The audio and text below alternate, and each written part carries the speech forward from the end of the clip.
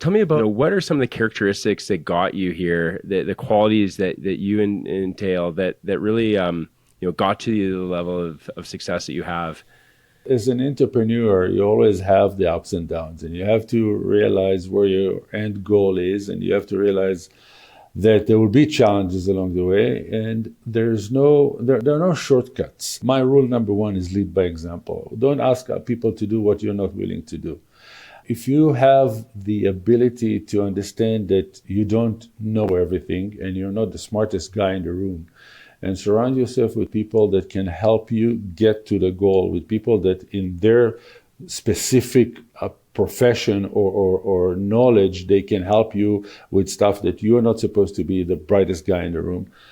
Delegation, leading by example, and treat your employees and colleagues as your clients. And that's how I did it over the years, and that's how I do it today.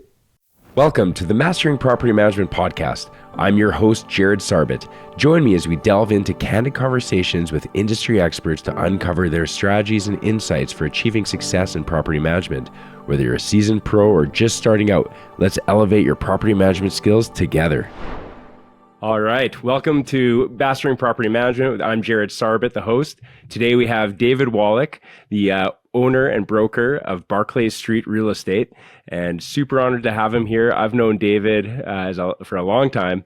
As back in the when I used to work at the restaurant, he was a customer, and I always looked up to him. You remember those days, David? Yeah, barely. At my age, I barely remember things from the past. Yeah, awesome. Yeah, great. But I'm not gonna speak to you. I would love to hear, David. Tell us a little bit about your story. Tell us about some milestones. How you got into the world. I know you're more than just property management, and specifically this podcast is property management, but you're a lot more than that. I want to delve into all of it. I don't want to limit ourselves. So tell us about your story, how you got into it, some big milestones, and where you are today. Well, I was born and raised in Israel and lived there for 39 years. I got married there, had my 3 kids there. And in 97, my wife and I decided to immigrate to Canada. We did physically immigrate on December 28, 1998. It was plus 25 in Tel Aviv and minus 18 when we landed. Yeah. So that was a nice welcome committee for us. And then during 99, I was trying to figure out what I want to do. It was a midlife crisis, 39 to 40. I looked at the wine industry. I looked at other industries, and then I kind of decided that I want to try real estate. And I went to the real estate course. At the time, it was one course, Real Estate 101, I think it was called. And I got my license. And from a class of 35 people, I was the only one who said, I'm going commercial. Prior to immigrating to Canada, I had my insurance brokerage in Israel, and I didn't want to do insurance anymore. And I was GM and president of a professional basketball team, Maccabi Haifa, for some years. I didn't want to deal with that anymore with athletes. So I found my passion in commercial real estate during the 99 year. And then since I joined the company that I now own on Valentine's Day 2000. So It's a day that we can always remember. And since then, I've been here.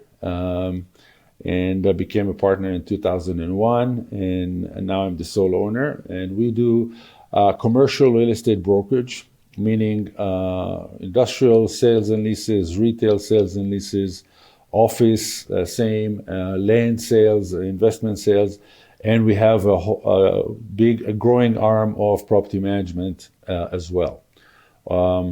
I also run and have a real estate investment fund called Triumph Real Estate Investment Fund, which is a private REIT, and we raise money in Canada, and we used to buy both sides of the border. Now we're looking just to focus on Canada. Okay. Wow. You're a busy guy. That's amazing. Trying to. Yeah. That's when I don't have my radio talk show with Tara McCool, Calgary Next on QR. Right. I was just saying to you before we started recording that you're the veteran in this. I'm the rookie in these podcast things. So it's I'm an honor to have it's an honor to have you on. That's for sure. That's okay. We always have to start somewhere. That's And right. good luck to you. Thank you. Thank you.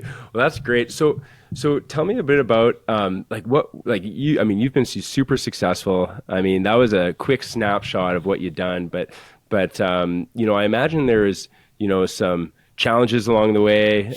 You know, I'm sure it hasn't been like all like a perfect you know dream road. And tell me about like you know what are some of the characteristics that got you here, the qualities that you entail that really you know, got to the level of success that you have? Well, to say challenges in the last 15 years is an understatement with, financial meltdown in 2008-9, COVID, interest rates. So you just add to fuel to the fire all the time. You can't have a kind of a quiet year. It's it's as an entrepreneur, you always have the ups and downs, and you have to realize where your end goal is, and you have to realize that there will be challenges along the way, and there are no shortcuts. We have a phrase that says shortcuts are written in blood. So there are no shortcuts, and you have to go through all this, and you have to spend the sleepless nights.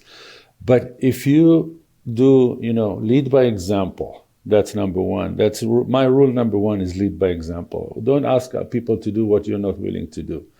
And then, if you have the ability to understand that you don't know everything and you're not the smartest guy in the room, and surround yourself with people that can help you get to the goal, with people that in their specific profession or knowledge, they can help you with stuff that you're not supposed to be the brightest guy in the room. And you treat them as they're your clients.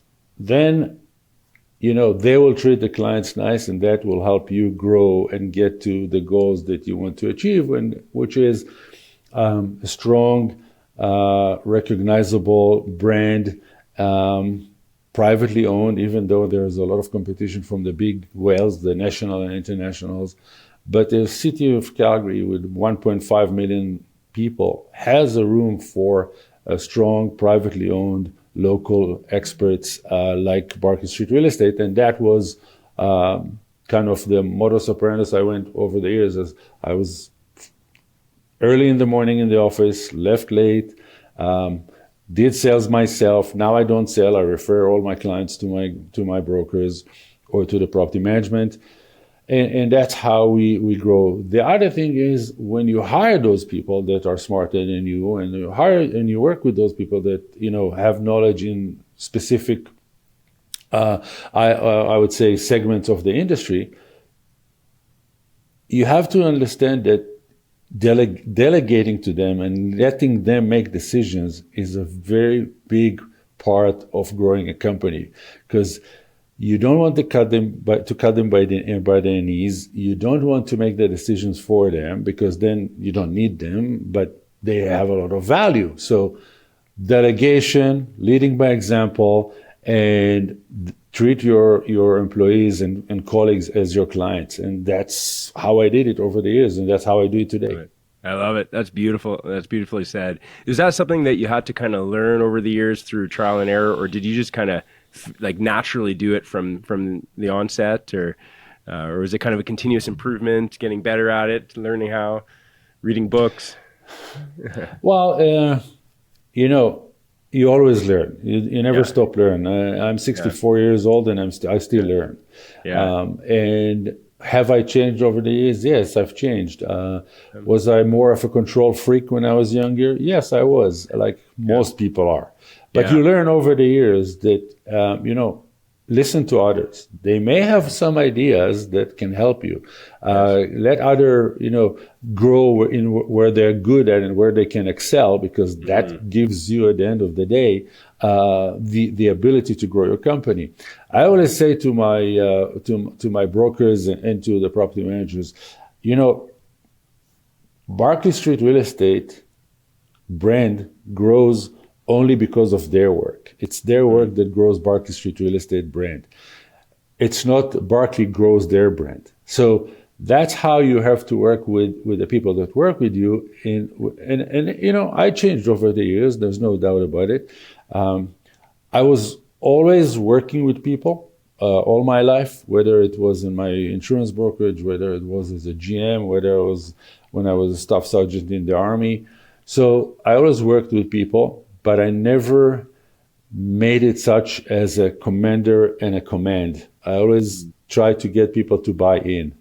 And when they buy in, their ability to contribute is way higher because it's theirs. They feel right. Sense of belonging. And that's the key, to make them feel sense of belonging to what you want to do.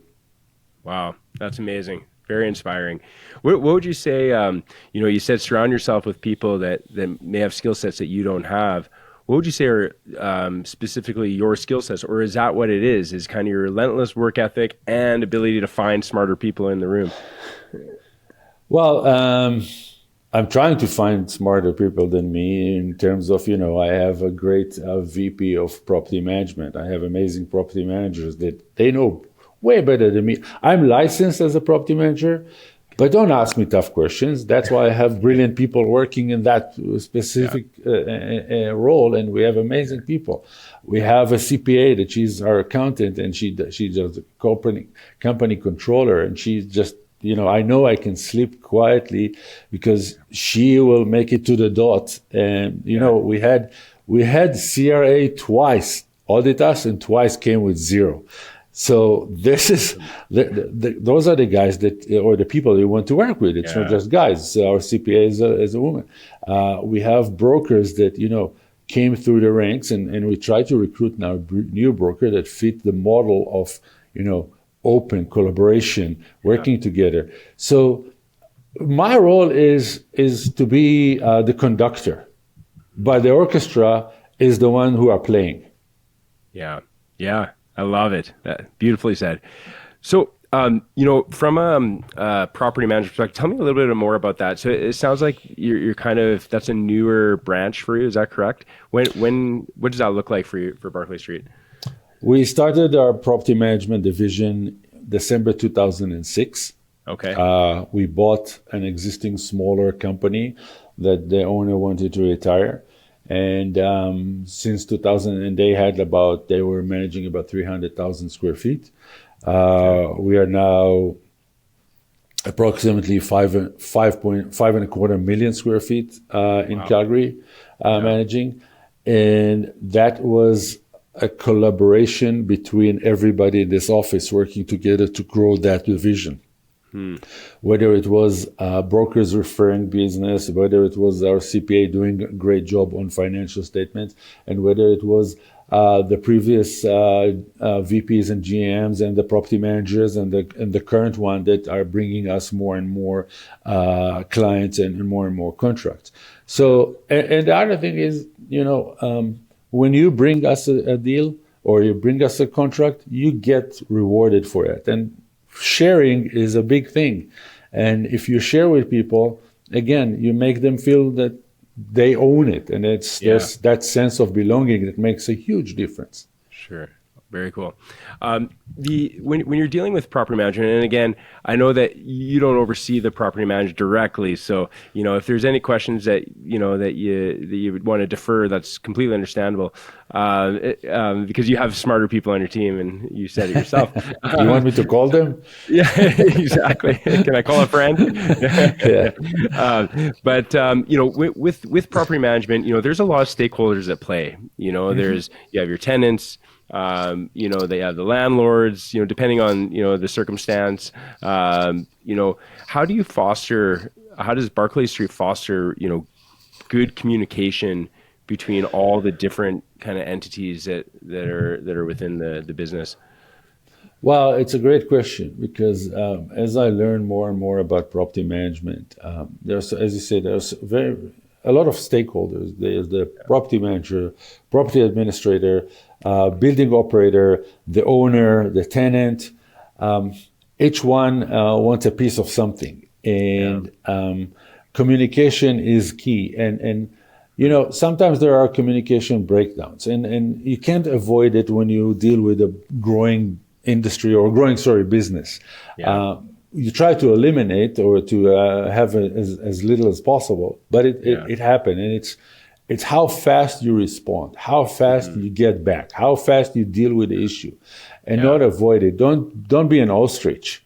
Just deal with the issue and go on with life. When you deal with the issue and you say, my fault, or sorry, we'll fix it, or our bad, and you show that you walk your own talk, people are okay with that. Yeah. So we always try to improve our communication system, but there will be always something will happen that communication line will break, and that person will feel that we are the most horrible company in the world. Right. You can have 100 other people that think we're the best company in the world because we responded fast and there was no communication breakdown. So it's an ongoing issue with every. And it's not just property management. It's the same with brokerage. It's the same. Communication is key. And with today's communication that is so fast, people expect you to get back to them now. Yes. The fact that you can get back in 24 hours and nothing will happen unless it's an emergency, they don't care because they have a problem right now. So we are trying to improve our communication all the time with our clients. And whether our clients are the landlords or whether our clients are the tenants, we treat them because, if a landlord doesn't have clients, we don't have work for that landlord. Right.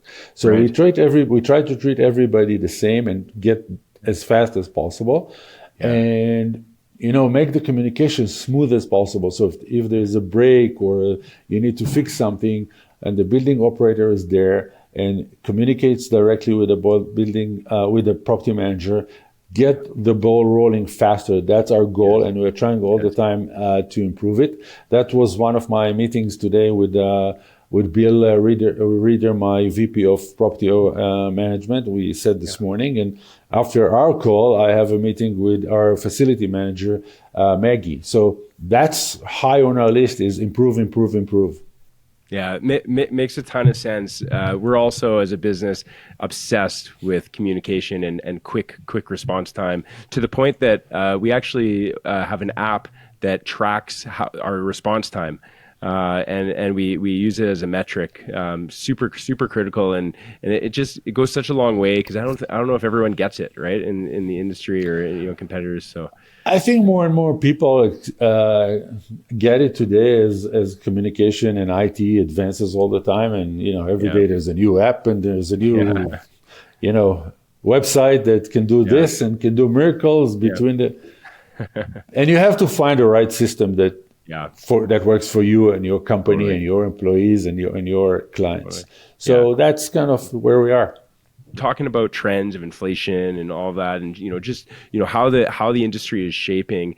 Where do you see it going? Do you see, I don't know, maybe inflation going down? Do you see occupancy, vacancy going up, or what do you see in the future here? So now we're back to brokerage. We're done with property management. Yes. So, you see, I have a lot of gray hair.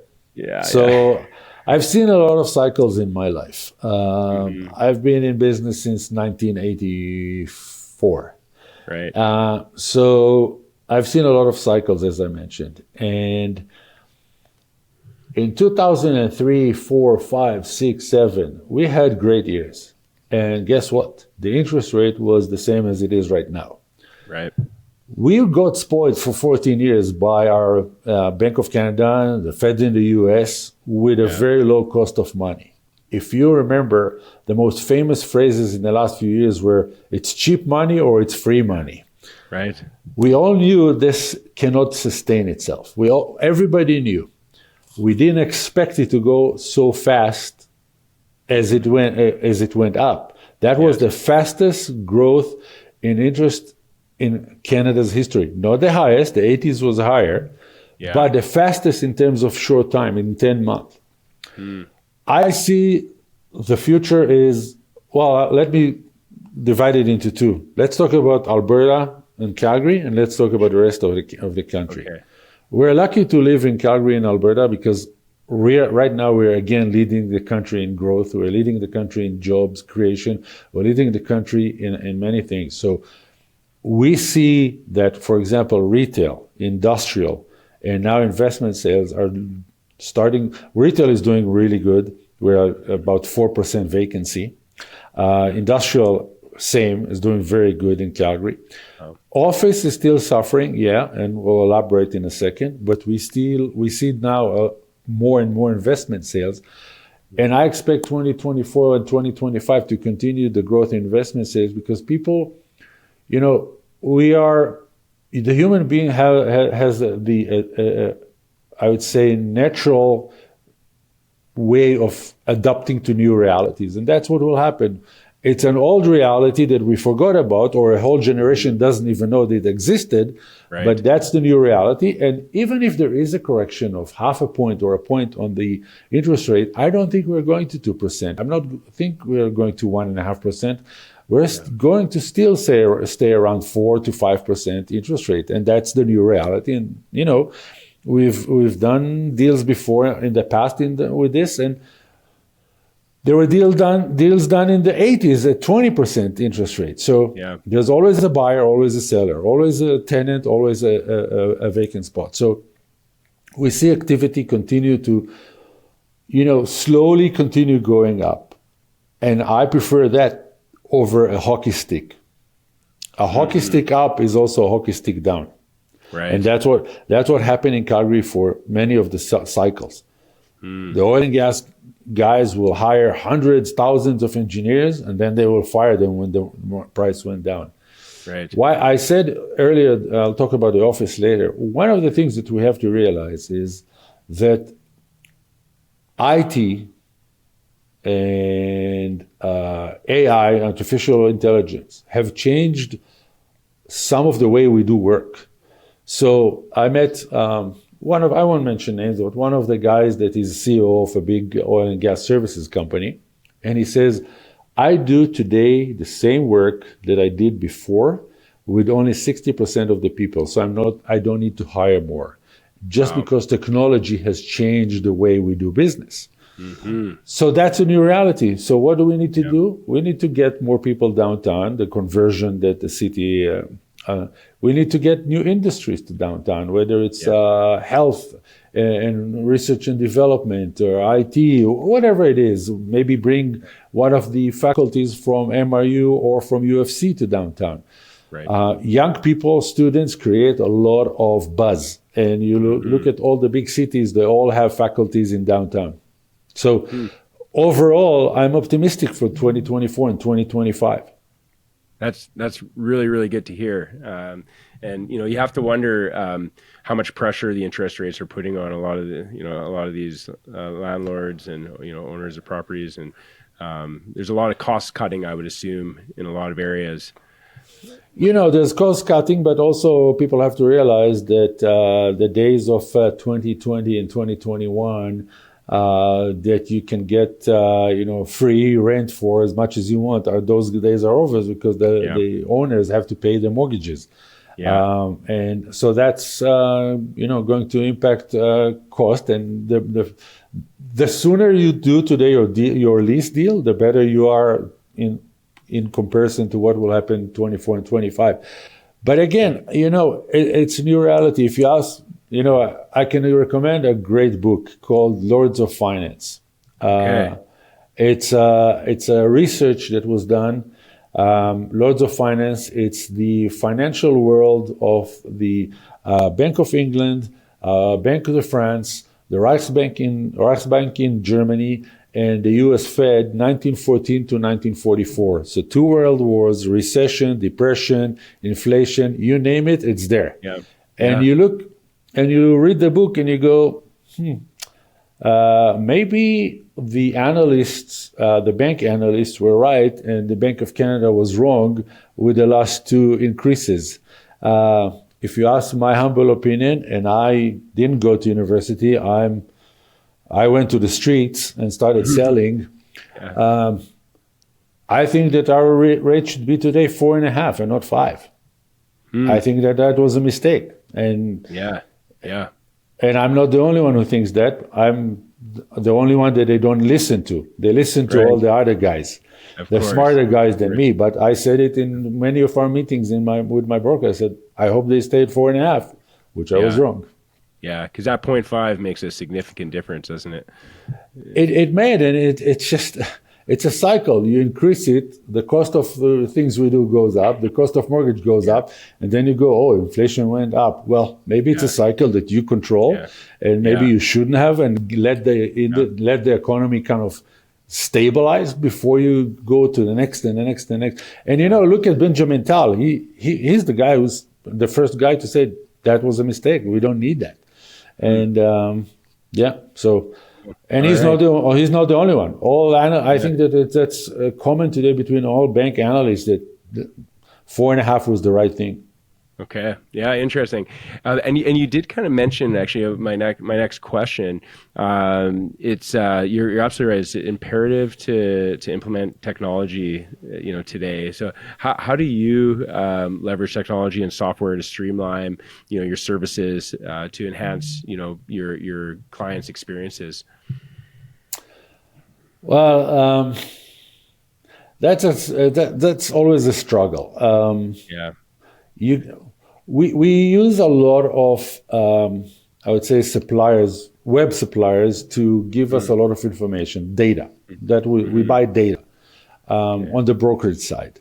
On the property management side, we signed with Yardi and we're moving everything to Yardi. That will give faster and better services. But it's at the end of the day, and I still didn't see that change, even though everybody talks about everything is over the internet. What we deal with is millions of dollars, whether it's investment sale, whether it's a 5, 10-year, 7-year lease, whether it's managing a building with 100, 200, 300 tenants or residents, or whatever the number is, 40, 30, or even 12 tenants. We're dealing in millions. We're not dealing in small change. Yeah. There's nothing that I found yet that replaces the eyeball to eyeball and belly to belly discussion. Right. So in terms of sales, in terms of getting new clients, it's only with a personal touch, with a personal meeting, with a personal, looking at the body language, looking eyeball to eyeball. Nothing has replaced that yet. So I encourage all my guys, go to meetings. Don't send it over an email. Don't send it over. Just go and meet the person. And there's nothing yet that I found that replaces that. Not even Zoom or whatever the platform, Riverside, the platform we are on right now. Yeah. Yeah, it does. It's not the same experience, is it? When you're doing it over Zoom or through email. There's just such more personal touch when it's eyeball to eyeball. I agree. Yeah. Certainly we don't like. I would love to do that more. It's that fine balance.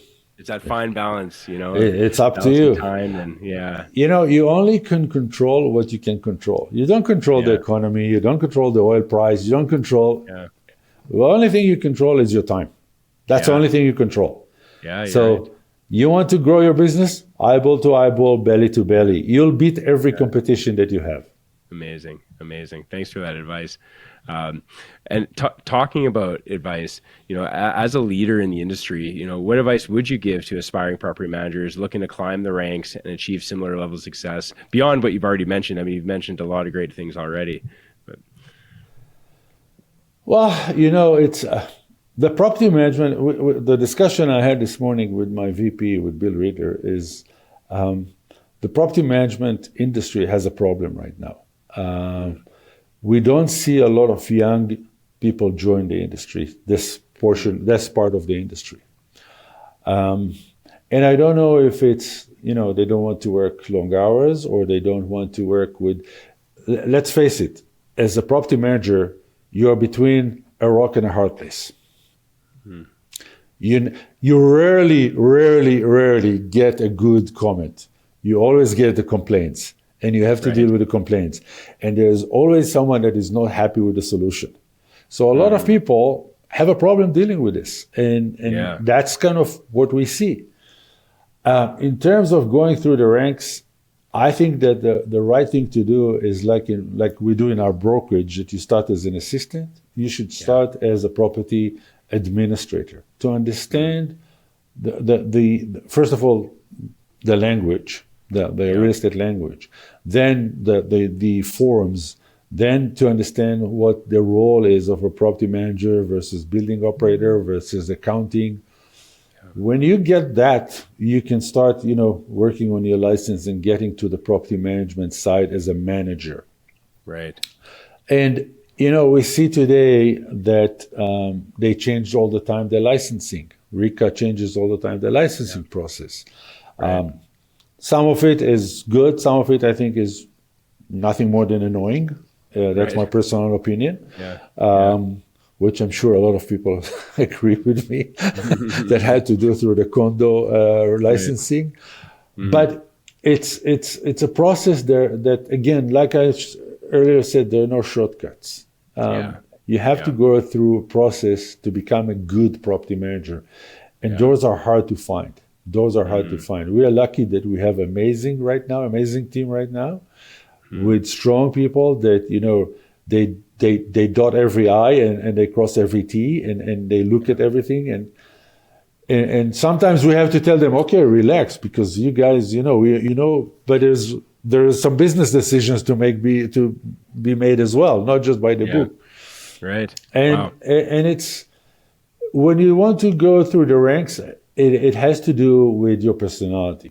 There are some property management companies, and again, no names, but there are some that you are just, it's a sweatshop. Here's your cubicle. This is what we tell you to do. Here's the list. Do it. There are others that give you a little bit more room to make decisions, to make mistakes and fix them. Nothing wrong with that. If you know how to say, I've made a mistake and fix it, nothing wrong with that. Yeah, I love that. We all make mistakes. I told my wife that I'm not perfect, and which was shocking to them. But I also make mistakes, right? And it's just I made a mistake. Let's fix it. I don't know if it's advancing through the ranks. It's more advancing on your professional abilities and professional way you look at your work. Okay. Yeah. So would you say that, like speaking about, probably, I'm assuming it's the big guys that really treat you kind of like a number, like just like put you in a office and say, get it done. I assume that's the bigger companies. Would you say that, is that kind of Barclay Street's advantage, that you guys are local, you're in a more intimate experience, or are there a lot of you that are local and can give that intimate experience? Yeah. I don't know about others. I don't look at others. I can tell you what I say. I have two phrases I say in every town hall meeting we have, and I summarize my meeting. I do a couple of town hall meetings with the entire company a couple of times a year. And there are two things I say to them. Make decisions. Even if you're wrong, we'll fix it. It's better than not making a decision. Yes. And the other phrase I use all the time is, for our clients, walk the extra mile. You know why? No traffic jam in the extra mile. Not a lot of people are willing to go there. Yeah, I love that. So walk the extra mile, because there are no traffic jams over there. Then you'll be head and shoulders above your competition. It's really good. That's how I see it. And it's true not just for property management. It's true for brokerage, property management, being a landlord. Probably for everything in life. Yeah, absolutely. That's great. I have to ask a question. As you know, I own a janitorial company. Assuming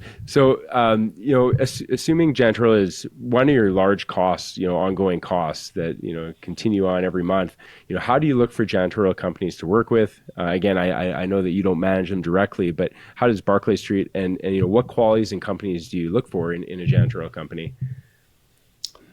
That's a question that really needs someone else to answer. Yeah. I can tell you one thing. The one thing we're looking all for sure is to see that it's a stable company with a track record, have the right insurance in place. If you have to have the workers' compensation, we ask for that. Other than that, I don't know. That's why I give them. That's why I tell them, make decisions, go for it, ask for, and you know. If it's a big building and they need an RFP, they go for it. I don't get involved in that decision. It's not my decision. It's not even our decision. It's the landlord decision, but we do the prep work. So that's how we do it. We ask for RFPs. We people come and meet my property. People call me all the time and say, I'm not the right guy. Right. Find out on our website who is the right guy and call them. Yeah, so, you almost didn't do this podcast because of that. Because you said when you talked to me, you said it's all about property management. I said, okay. I have a better guy. Yeah, you have a better guy on your team. Yeah. But no, I'm glad. I wanted you. So I'm glad you're here. That's for sure. Great. If you guys could manage, any famous property in the world, is there a property that you would love to manage?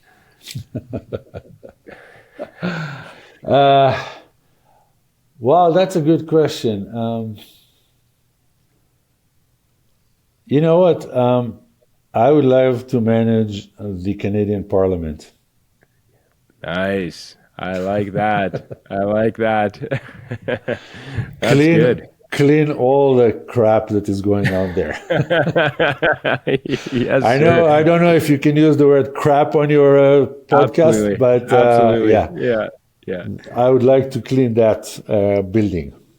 Yeah, I like that. So I didn't say clean, but if you manage it, we'll clean it and we'll clean house.